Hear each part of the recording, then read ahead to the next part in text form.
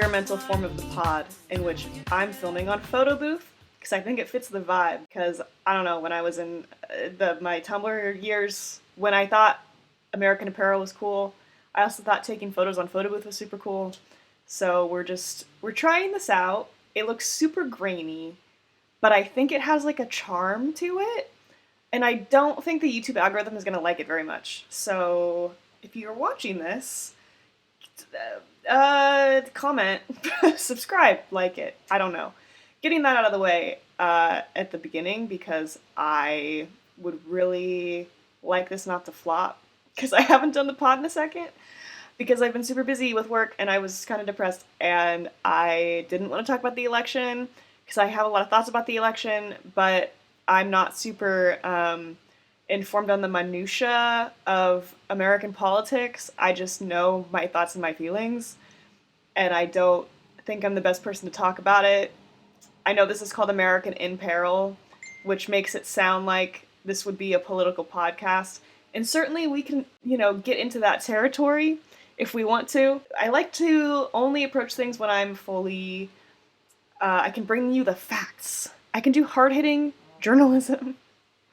So, and right now, as you can see, I'm feeling very casual. I am wearing a sweater dress. It looks like these are two circles on my boobs. It's actually a whole frowny face situation on my sweater dress that I am wearing. I am greasy and I have a breakout on the right side of my face. But we are moving forward. But the topic for today, I really just wanted to do a recap of all the books that I've read. There are a couple different creators I like that do this sort of thing. Carly Thorne, Benchtopia, round up their reads for the year, month, whatever. And I get a lot of new book recommendations that way. And I feel like I read some indie releases this year and stuff that's just not really on like the book talk, goodreads radar. That deserves some love and attention. So I'm gonna talk about those things because I enjoy them and it's my podcast. And I want to get more people listening to this that also enjoy reading because I love that. I want to hear your guys' recommendations. And this is my reach out to you. But yeah, before we get into that, I do want to talk a little bit about stuff that's happened since November. Obviously, Trump won the election. It did feel quite a bit different to me from 2016. I was 18 in 2016. It was my first election. So that was very sad and disappointing to me. I just didn't really feel like something like that could happen. And I think that's a very common sentiment because, just nobody thought that could happen after Obama, I guess. Like, that just wasn't the headspace that people who were like left-leaning were in. So I remember crying. I lived in Chicago at the time. I went to Trump Tower and protested. And this time I felt very I don't know. I'm so disillusioned that I wasn't super surprised. I was very exhausted by the entire ordeal. The whole thing felt very annoying and stupid to me. And I realize there's a lot at stake for a lot of different kinds of people, including myself. And that makes me sad. I say that like it's a question mark. It does make me sad. I don't know what's going to happen yet. Because there were so many things that people said were going to happen during 2016 when Trump got elected that he wasn't able to make happen. So I'm trying to remain lightly optimistic. I am volunteering in my community. I recently did I didn't help put it on. I volunteered at a lunch for foster families in my area. I feel like any way you can help people that are not as privileged as you, you should do that. Make your voice heard. That's so stupid to say. But I do feel like I've felt myself being more vocal, both in the workplace and with family, in a non-confrontational way when I talk about politics, because I feel like clearly there's a rightward shift happening among people who don't really consider themselves political. Obviously people who were always right-wing they're gonna be that way.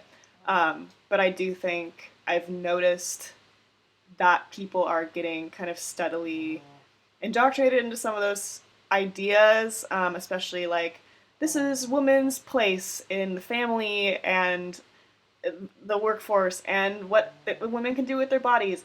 And immigration, also specifically, I feel like there are a lot of people who don't think of themselves as political once again, that think that immigrants are taking their jobs, or like that's why we have inflation or so much crime. Um, and just do what you can to talk to people about that. I know that's like been said, but clearly we're not doing it. So let's start talking about it, guys.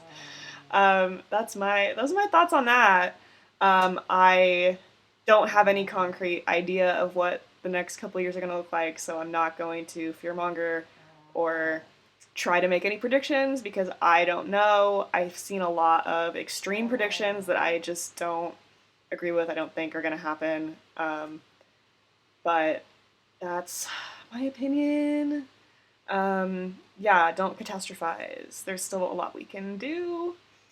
And that's my thought on that. I also have been watching closely the Luigi Mangione. Is it Mangione or Mangione? Mangione. Luigi Mangione. I feel like that sounds the most correct. I'm gonna go with Mangione. I'm bad with Italian last names. My boyfriend is half Italian, but he has a German last name. That actually is not relevant at all to the conversation. But I am much better at German pronunciations than I am at Italian ones. So that's where we're at. And I'm very fascinated by it. I will not say anything more because I don't know who listens to this. But I think it's good that it has opened up some conversations about the medical industry, the healthcare industry, private healthcare, making money off of people suffering, denying people healthcare based on class and ability to pay. So, you know, some positives to be taken out of a situation that is, oh no, so awful. Also, he's hot. We can admit that. He's hot. He's got like I don't even know how to describe it because he's not like, he's like athletic, but he's got like a twinkie vibe. That's what I'm into. So I get what the ladies are on about. What else has happened since November? This is not like hard-hitting political journalism. I just feel like I wanted to recap. Brat keeps getting #1 album. We'll see what Fantano has to say. I think she's going to be #1 for Fantano. That tends to be like the one I look forward to the most. I know a lot of people hate Fantano. I grew up watching him, so I tend to watch his end-of-year roundups. It does not affect my music taste whatsoever. I just think music criticism is fun. I think we give music journalists a really hard time when we don't agree with them, and really it's just like their opinion. And they're meant to guide you into seeing things in a new light or finding new music because you start to identify with their tastes and interests. So yeah, I think that's cool. I think it's funny that Torture Poets Department is like at the bottom of most lists I've seen.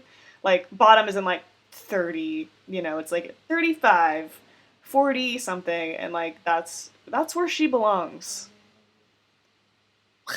That's where she belongs. Cowboy Carter, I do think gets a little overrated. I was not that crazy about Cowboy Carter, but that's like my opinion. I don't really care for country. I loved Renaissance. I think Renaissance is a really fun album. Totally understand why that like is ranked so highly for last year.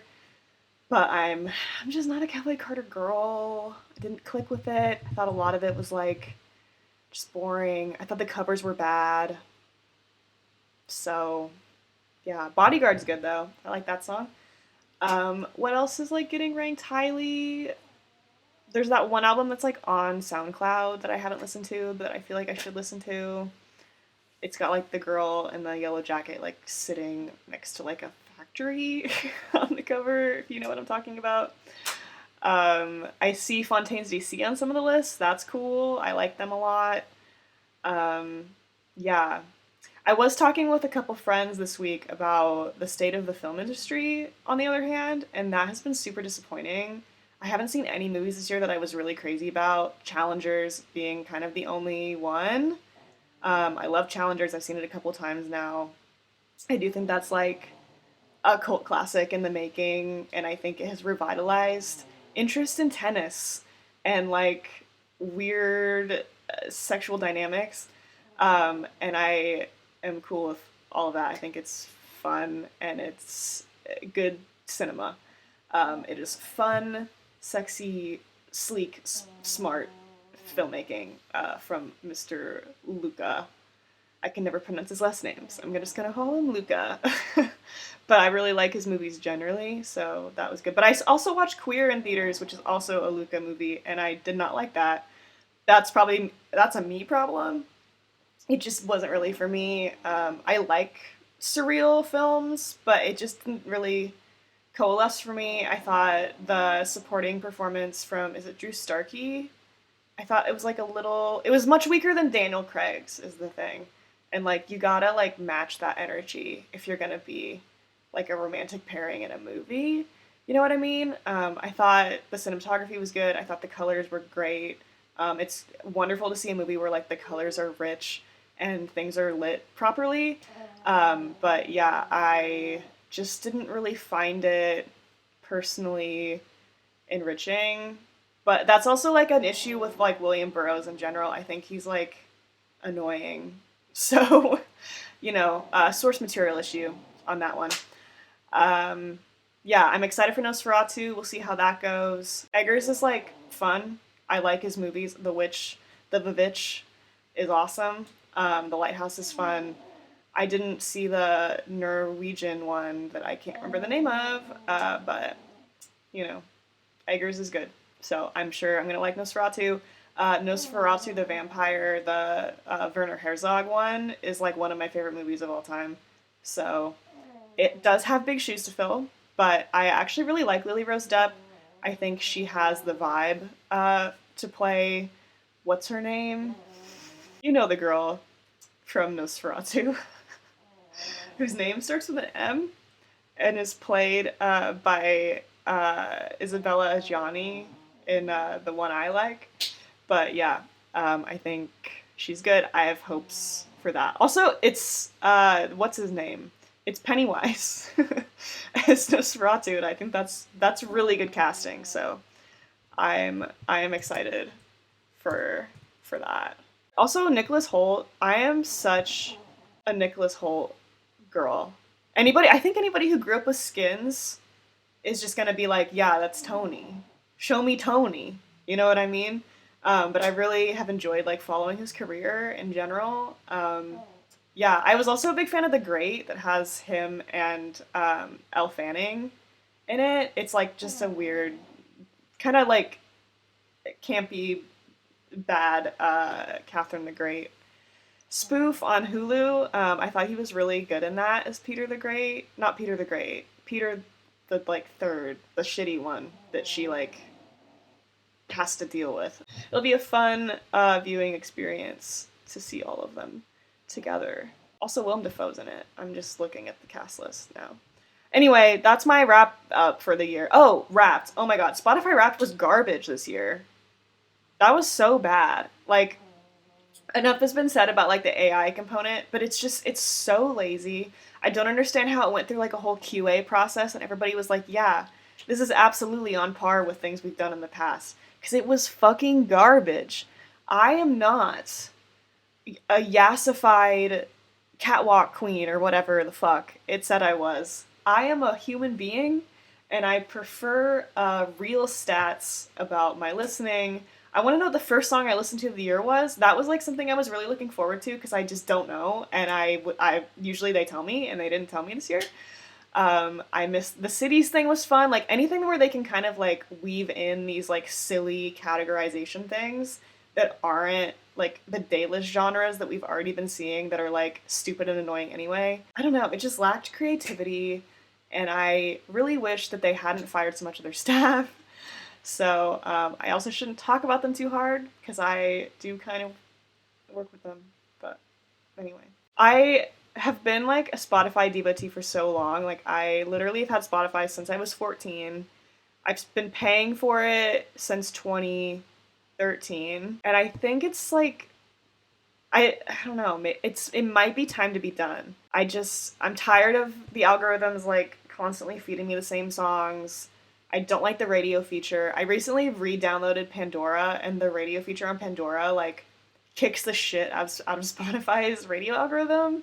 I know that's like Pandora's whole thing, but it genuinely is true. Like they will give you songs that sound like the song that you actually want to hear. Obviously, you just can't like pick what you want to listen to if you don't want a radio feature. So like it's not a full-time listening thing, but it is fun for that. But yeah, I'm thinking about Tidal. I'm thinking about Apple Music. I think Apple Music might win out just out of convenience because Tidal's like more expensive. But we'll see. It also, I'm lazy and I don't want to move over all of my playlists. So, also I hate that I'm looking at my face this whole time and like seeing my breakout. It is like really upsetting me, but we're gonna keep going. It makes my whole face like really puffy, like my face looks super round. Let's talk about the books. What books did I read? Like I said, I'm a pretty big reader. I didn't actually count how many books. Let me count how many books I read. Looks like I read 19 books. My goal was 20. There's still some time. I'm filming this on the 15th. So, you know, I could fit one more in, I guess. But some of these are pretty thick. They were more intensive reads, so I feel pretty okay with that number. Honestly, looking at this, I was like, damn, I did read this year. That's good for me. I tried doing more short story collections. I kind of failed at that, to be honest with you, but I did pick some that were like new, kind of buzzy, that I just wanted to give a shot. I wanted to read more indie releases. I wanted to read stuff that is not popular online, like I said when I opened this podcast episode. I wanted to try to read more classics. I kind of did okay on that. I picked, I did okay on that. I'm fine with the amount of classics, quote unquote, I read. And I also wanted to try to find authors that sound like my writing style, just to kind of see like what other people are doing, because I have an interest in pursuing my writing career, believe it or not. I am starting to write at work, professionally soon, hopefully. And yeah, we'll see where that goes. I do want to write professionally. So that's a little bit about me. I have a Substack. Go subscribe. Anyway, let's just get into it. So this one I feel kind of bad about. I have these ranked from worst to best. Let's just say I have 3 categories. There's like ones I wasn't really crazy about. There's a middle category that's like, these are good. I enjoyed them. If these sound like things you might like, you should read them. And I have a top category that's like, these are great. I would recommend them to anybody. They're good books. Bangers, you know. But we're going to start off with the worst, because nobody wants to go from best to worst. There's no point in that. So this I do feel bad about, because this is an indie release. It's called Us Fools by Nora Lang. And I was really intrigued by the premise. It's about 2 sisters who grew up in rural Illinois on a farm during the farming crisis of the 1980s, which is actually something I didn't really know anything about. I'm not from the Midwest, even though I've lived in Illinois. I'm from the Pacific Northwest, and we obviously have farms and stuff. I just didn't know this was I don't know that much about the 80s. Nobody tells you these things in American public schools, or at least my shitty high school. So I was intrigued by that, because I also read Serotonin last year by Michel Houellebecq, the French writer, and that book features the protagonist works in the dairy industry, basically, and I found that very interesting. So I was like, maybe I'll find this like farming book intriguing. And I liked the premise, I liked the characters, but I just found it so overwritten. Like, I can't even. Okay, listen. I picked a random page, and here's a sentence. She held tight and tried not to think about what might have been. If she did, a slow suffocation came over her, and she wanted to bury herself alive, as the Vestal virgins had. Those virgins whose blood could not be spilled because they were the keepers of the fire. You don't have to explain the Vestal virgins to me. I could Google that if I wanted to. Or if I already know what it is, then you just made that redundant. Like, I'm sorry. This book is, like, not thick, but it could have been a novella instead of a novel. I found the writing style very irritating. There are a lot of references to things like the Vestal Virgins, things that basically you need a college education or a religious education, or just generally to be well read to understand, which is fine. Like, I'm cool with that. I think there's a time and a place for that. But when you're writing about, like, poor farmers, it doesn't make sense for the characters. All the characters are like, yeah, in Simone de Beauvoir's Woman Destroyed, and it's like, no, dog, like, these people are from rural Illinois. They are uneducated. What are we doing? You know? So, I found it's wishful thinking, perhaps. And I know the person who wrote this did grow up in rural Illinois, so, like, maybe this totally reflects her experience. Maybe her parents were super well read, and that's, like, cool and great. I just think your experience is not universal. And it makes some very grand, like, sweeping gestures that, like, this is what America is like. And it's like, you do a lot of explaining what America is like instead of just showing me in the book through the narrative. The narrative actually does not feel that connected to some of the things that you're talking about. So that's how I felt about this book. Would not really recommend if you want to support, like, an indie release. I have some other ones that are better. After that, and this honestly jumps up quite a bit in quality, is Winter in Sokcho. It is a Korean-French novella that I picked up in Dublin, not to flex. This is the cover in every single country, though, so it doesn't really matter. It is about also a French-Korean protagonist who lives in this town of Sokcho. It literally is just winter in this town, and she meets a cartoonist, and they have conversations, and she shows him the border between North Korea and South Korea because he's interested in these things, and he's writing a graphic novel about a character visiting this area of the world. There's some, like, you're romanticizing my country stuff, which is, like, interesting, but it's so short that it doesn't really dive very deep into these ideas or, like, explore this relationship in a way that I found very satisfying, which was sort of the point. Like, it's a very meandering, like, slice of life novel, and I did like the vibes. Like, I appreciated the way it was written. It's very simple prose, and it's translated, so I don't totally know this person's writing style. You can never know in a translation. I liked the vibes, basically. It is a vibey book. If that is something that interests you, go ahead. I know some people really like this, but for me, it was just sort of like I finished it. I read it in, like, a day, and that was that. So, third from the bottom, which says a lot about the quality of the books I've been reading, because I actually did like this book, is Sirens and Muses by Antonia Angres. Also the author of the other one I totally forgot to mention is Elisa Elisa Schwa-Dusapin, I think is how you pronounce it, for Winter and Sokcho. But yeah, Sirens and Muses, Antonia Angres, is my third on the list. I did enjoy this. It's a pretty easy read. It's about 4 artists whose lives are kind of intertwined at this arts college. 2 of them are wealthy students doing very different kinds of art practice. One is very Banksy-ish, I guess. It's, like, really annoying, and he's an annoying character or whatever. And the other one is more traditional, painter, literally a painter. She's a painter. And then a more low-income student who does, like, nature still lifes, basically, or portraits, which is a big part of the novel. And she paints birds. That's really all you gotta know. And then one of the professors as well is one of the protagonists. I liked hearing from all the characters individually, even if I found some of them more irritating than others.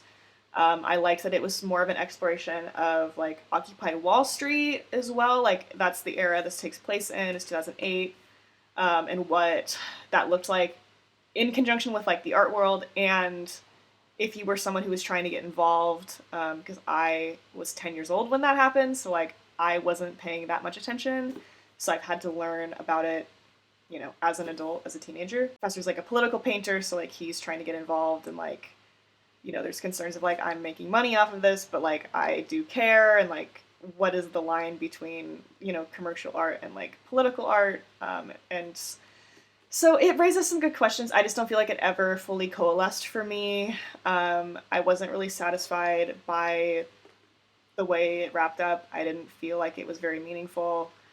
It just sort of ended, which is unfortunate when you're raising so many good questions and like talking about, you know, class distinctions. And it's like everybody ends up in the place that they were, which is like how it works in real life. It's just... It didn't feel properly interrogated to me.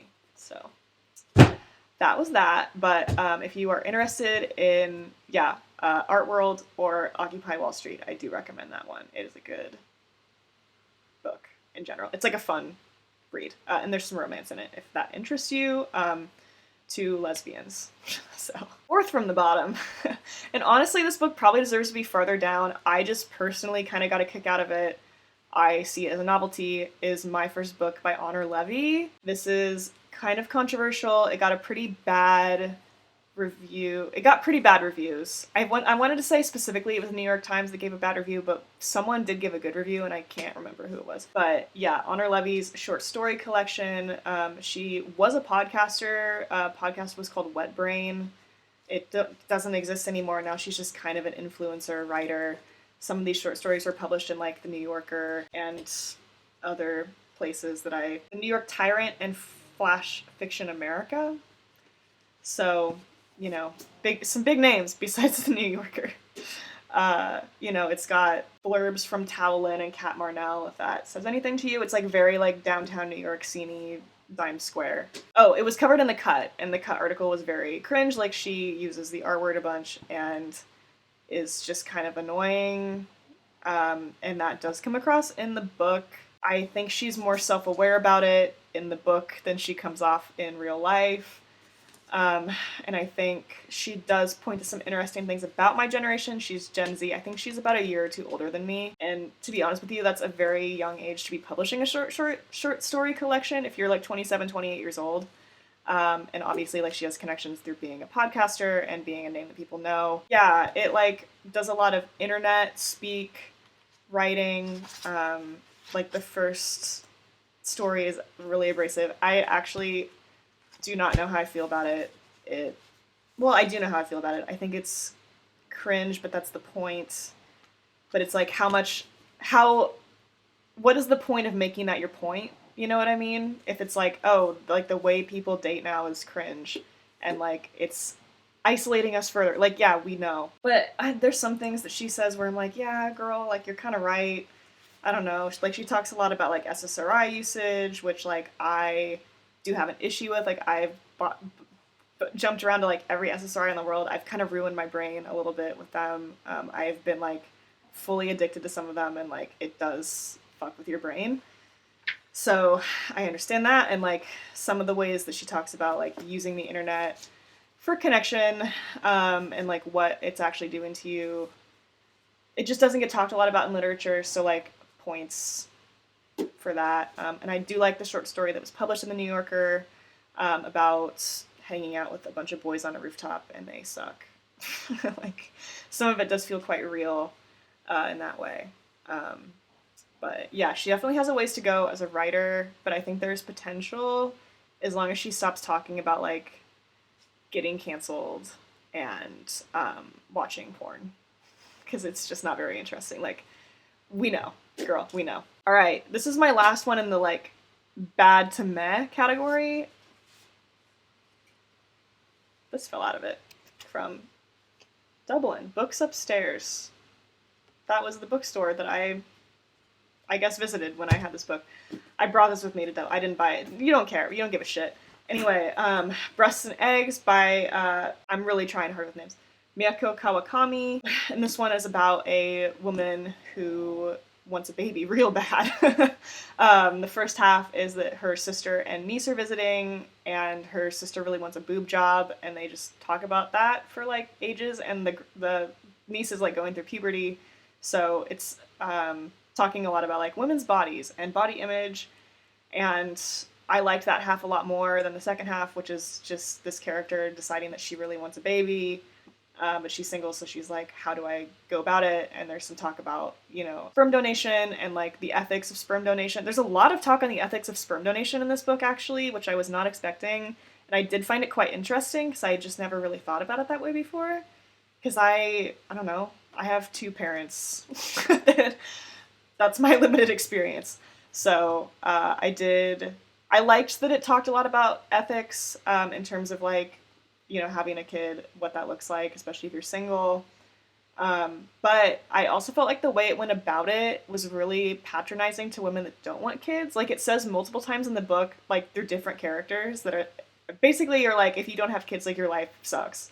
And multiple characters that don't have kids, like, die, are punished, are, like, referred to as, like, bitter and, like, frigid, basically. And, like, people that do have kids are, like, happy and scrappy and fulfilled, you know what I mean? Which I think is very simplistic, and it treats like having a baby as like this sort of revelatory experience for women specifically, which I just kind of take issue with. Like, I know it is that for a lot of women, but it sort of veers into the territory of like, this is womanhood. That's just not how I don't resonate with that. But I did find it interesting.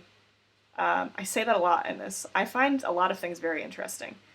But I liked listening to the perspective of somebody who, like, really wants a kid and, like, what that journey looks like and the process the protagonist went through to come to that decision.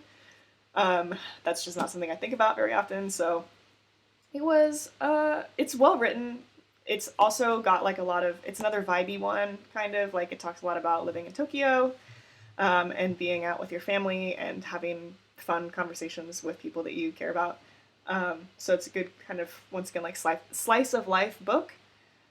But yeah, I just took issue with some of the themes. So that's why it ranks so low. It's like not a bad book. I just personally was like, I came away feeling a little icky, I guess. Into the mid-range of books here. Susan Sontag on Women. This is an essay collection from Susan Sontag. Obviously, love her. It mostly is about like beauty standards for women. There's an essay on Leni Riefenstahl, which when I was looking at reviews of this, a lot of people were like, why is this in here? But it actually is like, if you care about film studies, it does make sense. I have a film degree, so I was like, oh yes, quite right, Susan Sontag, about this particular topic. But I can understand that not being very interesting if you don't care. You know, it's like a decent collection of essays. I tend to find what she says interesting, even if I don't agree with everything she says. Here, I typically did agree with everything she said. The one on aging specifically was good.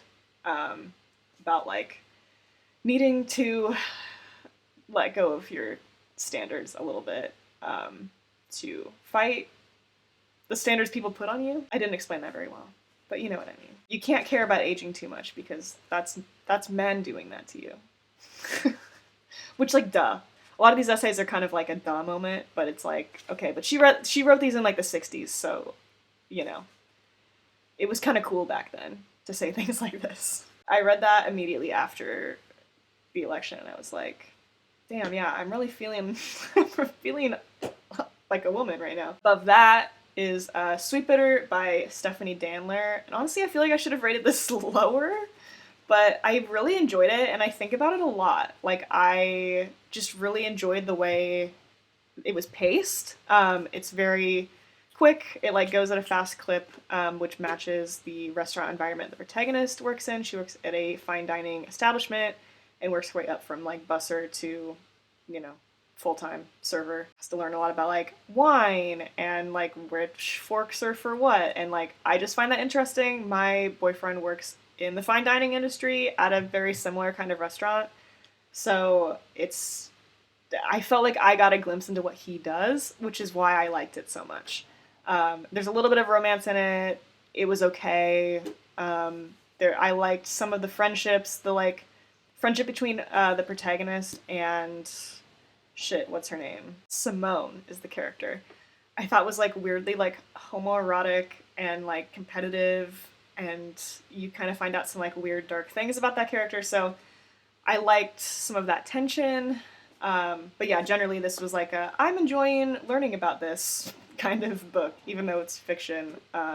You can tell that the author obviously worked in this environment, and like it did mean a lot to her at one point. So yeah, I just found it enjoyable. I did try watching the miniseries, or not miniseries, there's like a couple seasons. It's bad, don't watch the show. But the book's decent, for sure. Totally serviceable book about serving. Serviceable book about serving, Jesus Christ. Anyway, alright, we're officially at the books that I did really enjoy, so from here on out, I very much recommend what we're reading here. So this one is called Dead Weight. It's essays on hunger and harm. This is a first book of essays by the author Emmeline Klein. I really enjoyed this. It is about eating disorders primarily. There's some stuff about, once again, like SSRIs, more like general diet culture, media depictions of eating disorders, and like women's body dysmorphia. Heroin chic comes up a lot. I just found this to be a really comprehensive look at these topics. I am personally touched by eating disorders without like giving too much away. So this was interesting for me to read about. I had never really interacted with like ED subcultures on like Tumblr or Twitter growing up. So reading about some of those was also quite interesting, because I know I was very parallel to a lot of those girls. And I do think she leans a little far into the like, they were supporting each other, but it's, you know, you're also kind of feeding off of each other. Bad choice of words, but you know what I mean. So it does feel quite personal. The author does struggle with an eating disorder. So it's definitely heavy. I don't know if I would recommend it, actually, particularly if you yourself struggle from an eating disorder. But yeah, it's a very upsetting read at times, especially some of the stuff on facilities for recovering from an eating disorder, and how that doesn't usually go very well, and a lot of the insurance issues that go into that. Like basically you have to be like a certain weight class to even get considered for ED treatment, which is horrible. I just really connected with this and thought it did a great job at what it set out to do, even if sometimes it was a little bit overly personal and overly descriptive. Sometimes that like can be quite effective as a form of prose, even though these are like essays. Prose does belong in essays. Everything is prose. I don't know what I'm talking about. Anyway. Also, this one is called Heroines. It is by Kate Zambrino. Also, I think Kate Zambrino was Emmeline Klein's professor at Columbia, so connections there, unintentional. But this is about the wives of modernist writers like Fitzgerald, Hemingway, T.S. Eliot, etc., and how a lot of those women influenced the writing of their husbands. Sometimes like words taken verbatim from diaries or letters, and placed into their novels, and how a lot of the writings of those women, when they did try to write, especially like Zelda Fitzgerald, were like panned and sort of dismissed as, you know, the ramblings of insane women. So I did find that aspect of this really fascinating. I'm trying to use words other than interesting. But this is also a very personal account of the writer's journey, basically being unemployed and being a stay-at-home wife. And that is sometimes successful, sometimes not successful, but it's very like maximalist in its honesty, which I think is good. I like, even if it doesn't always hit the mark, and sometimes she like complains a bit too much, or like is accidentally sexist toward women because she's like, women who stay at home and do nothing suck. Like, my neighbors that don't have jobs I'm so much better than them. Like, that does, like, that's kind of the vibe sometimes, and, like, I'm guilty of that in my personal life, but, like, this is also, like, a feminist text, you know what I mean? So, like, some interesting stuff there, but I overall really liked it, and I think there should be more things like this. It did originate as a blog, so I assume it's been, like, heavily edited. The blogs are not live anymore, so I can't cross-check what it used to look like. It's super fun, and it's just the ramblings of somebody who basically got really obsessed with this one topic and wanted to write a book about it, but it ended up becoming also a sort of autobiography, kind of, in a way, of that particular time in her life. Memoir, I guess, is a better word. But yeah, if you are interested in modernism, also just as, like, a movement in literature, then I would recommend this for sure. I was really into F. Scott Fitzgerald when I was in high school, and I'm getting into Hemingway, as you'll see later, so, you know, like, the interest is there. Yeah, I also wrote a essay in response to heroines that I will link below. It's on my Substack. I'm quite proud of it. I think I did a good job explaining some of my feelings on it, and I connected it to the Tavi Gevinson zine that she wrote about Taylor Swift, because there's a lot of stuff about diary writing in here, and then Tavi talks a lot about, like, Taylor Swift and diary writing. Anyway, go check that out. Moving on, this is kind of surprised me that this is so low, but it is Donna Tartt's The Secret History. I enjoyed reading this, but I did find it to be quite slow, so it took me some time to get through. And I didn't always like just what was happening. Like, I didn't really find it very compelling, because it is just a bunch of, like, very pretentious kids being like, I'm gonna commit a murder. And that has its limits for me, and, like, how engaging it can be, basically. And I think it is more of a book about, like, making a really awful mistake than it is, like, basically, like, a creation of, like, its own mythos, which I think is how a lot of people read it. It's really not that serious. At least that's not how I read the book. I did not take it that seriously. There's a lot of humor in it, and I enjoyed it for that reason. And I liked a lot of the characters. Shout out Judy. Shout out basically all the girls. I liked the sister as well. What's her name? I did this as, like, a fall read, because it does have, like, a gloomy... It's, like, the dark academia book, so that found its way into my reading during that period of time. But I don't know. It just... There were a lot of moments where I noticed that she would repeat her own prose, or she would get kind of lost in, like, wandering around campus, and I think that works for some people, but for me it was like, I feel like we're just trying to, like, pad this out a little bit and, like, make it drag on more so that we feel more agonized by, like, what's gonna happen. I was just kind of mid on it. I'm sorry, that's, like, where I'm at, but I do think it's a good book, and I would recommend it, and I would like to read more Donna Tartt. This is my first of her books, so yeah. Sorry I didn't like this that much, guys. I just didn't get that much out of it. Sorry, I didn't get that much out of it. But I enjoy talking about it, because some of the characters are so insane. Like Henry's crazy. You know what I mean? And Bunny sucks. Like, Bunny deserved all that, you know what I mean? It's a good book to, like, kind of gossip about a little bit. It is, like, a hot goss book, for sure. Ranking just above that is Down the Drain by Julia Fox. I loved this. This was so fun. This was, like, my big summer read. I took this on vacation with me to 2 different places, and I love the way she talks about her life. I think she's very funny and charming, and has, like, a real knack for, like, dramatic tension, which is great. It often felt like she was just talking to me, and not necessarily like I was reading a book, but I think it worked very well for this particular kind of memoir.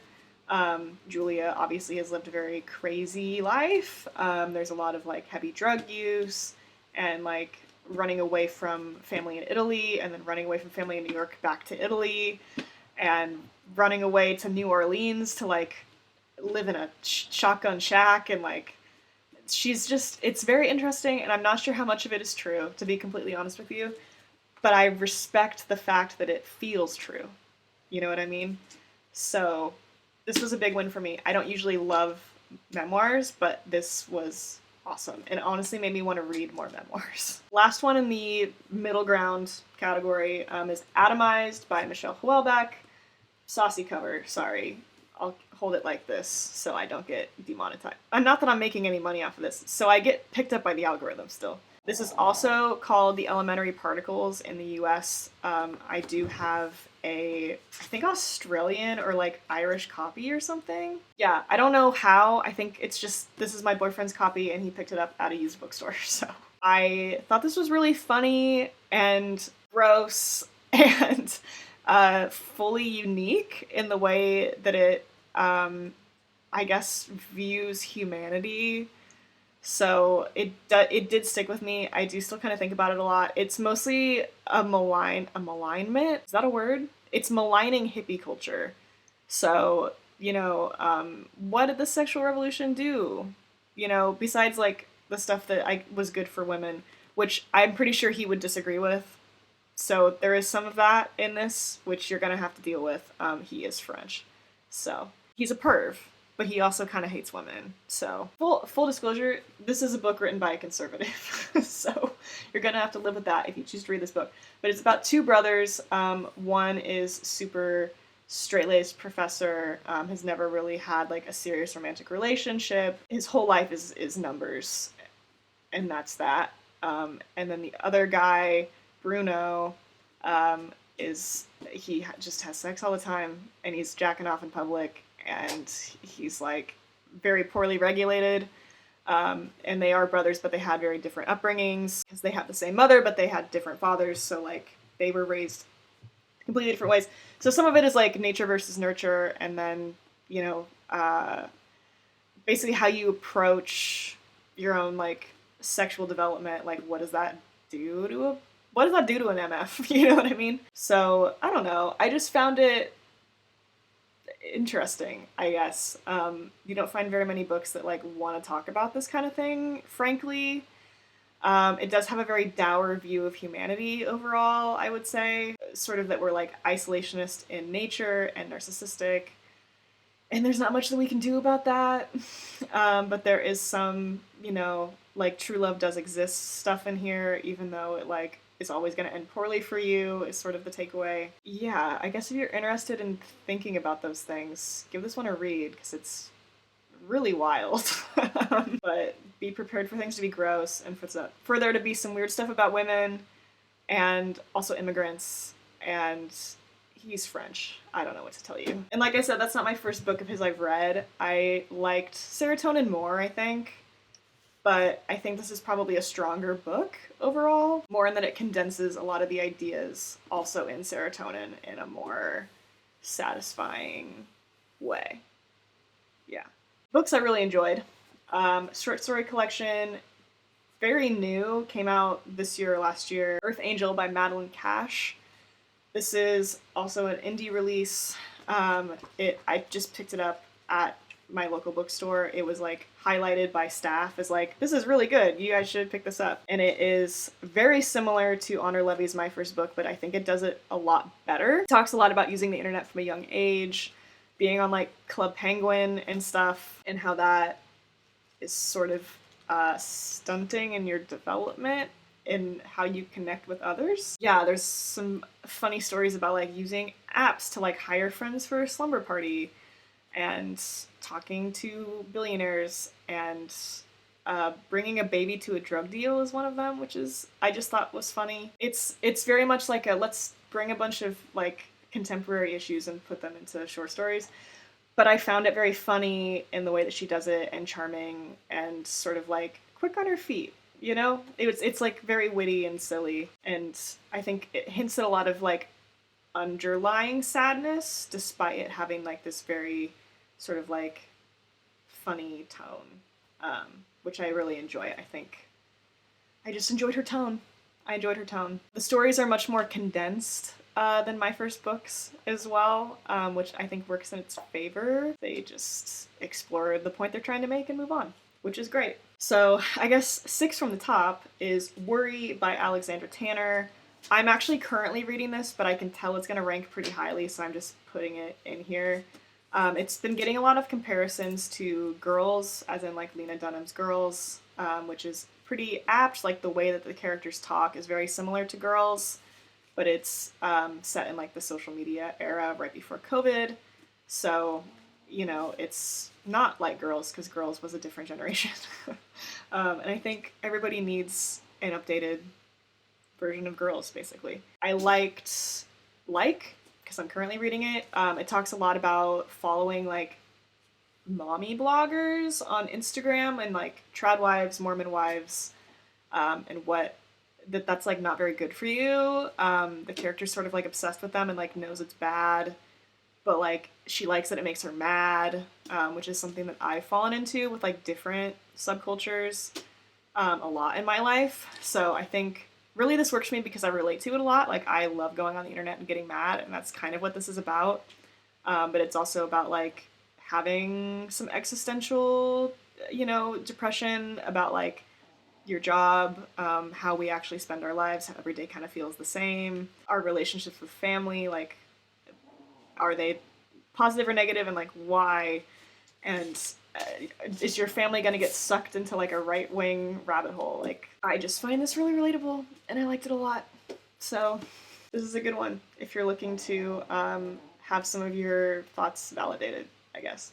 Fifth from the top, and once again, this should be higher, I'm just ranking based on my own personal enjoyment of a book, is Gaza, An Inquest into Its Martyrdom by Norman G. Finkelstein. And this is what it sounds like. It is a literal inquest into what the IDF has done to the people of Gaza.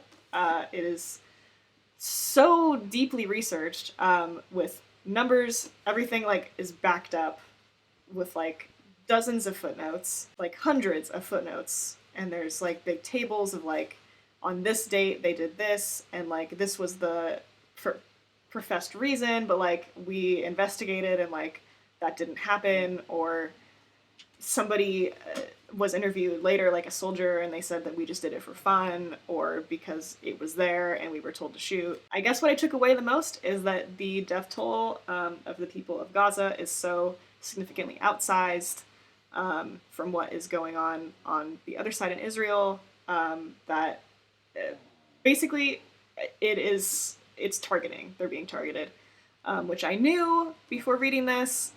But if you want to back up some of your thoughts and opinions on what is going on in Gaza, this is a really good place to start because it has those concrete numbers, death tolls, reasonings for invasions, attacks, specific, even like bombings of civilian homes and hospitals, etc.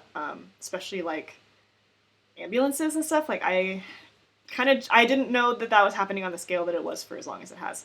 So I think this was probably the most informative, important read for me of the year. And I think everybody should give it a read. I know some people don't like Mr. Finkelstein, Jesus Christ, because he has very strong opinions about Gaza. But he backs it up. Like, I don't know. He's sitting there, like, combing through, like, the UN's responses to everything, and, like, the man cares. Sorry, he gives a shit about what's going on. There are so many horrible things that have happened. If you need to skip through a lot of this to just kind of get, like, the basic idea, I totally understand. I did sit down and try to read the entire thing, which I don't know if that's, like, good for me or not, but I don't know. Sometimes you just kind of have to, like, know what's going on. Moving on to number 4 from the top is Berlin by B. Sutton. I loved this. It has an unreliable narrator. It's sort of like if American Psycho happened to someone who was unemployed in Berlin. She's an expat, moved to Berlin because she thinks it's cool, and she's crazy and keeps ruining her own life for no reason. And doesn't remember doing things. And it's just very, it keeps moving around and like displacing you with the narrative, which I really liked. And I just really enjoyed how the protagonist talks. She like does all these like run-on sentences that sort of feel like she's like on speed or something. It's so funny, and dark, and if you liked My Year of Rest and Relaxation, this is like a great follow-up. It's like very similar in themes, but it's more about like basically you are you wherever you are. Like you're not gonna stop being like a crazy bitch just because you moved to Berlin, basically. And it's also sort of like what endless money and time does to someone, which I find interesting. Some people are gonna find that annoying. I just really love this and thought it was a treat to read, to be honest with you. I just thought it was super funny and great. Moving on to number 3 from the top, Ernest Hemingway, The Sun Also Rises. I've been thinking about this so much since I finished reading it. I think I understand why some people don't like the way that Hemingway writes. I like dry prose, personally. I really appreciated how much this is about just being aimless and not having a purpose.